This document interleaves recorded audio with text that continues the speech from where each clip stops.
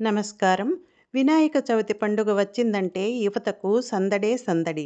ఒకరిని మించి మరొకరు రకరకాల వస్తువులతో వినాయకుని ప్రతిమలు తయారు చేసి తమ ప్రత్యేకతను, భక్తిని చాటుకుంటారు. అయితే ఈ 2024వ సంవత్సరం వినాయక చవితి పండుగ సందర్భంగా తిరుపతిలోని యాదవ వీధిలో ఒక విభిన్నమైన వినాయకుని తయారు చేసి పూజించారు.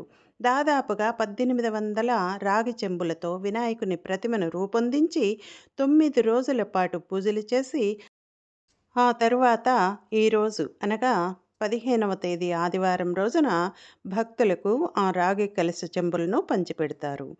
మరి యాదవ వీధిలో ఈ ఉత్సవం ఈరోజు జరగనుంది.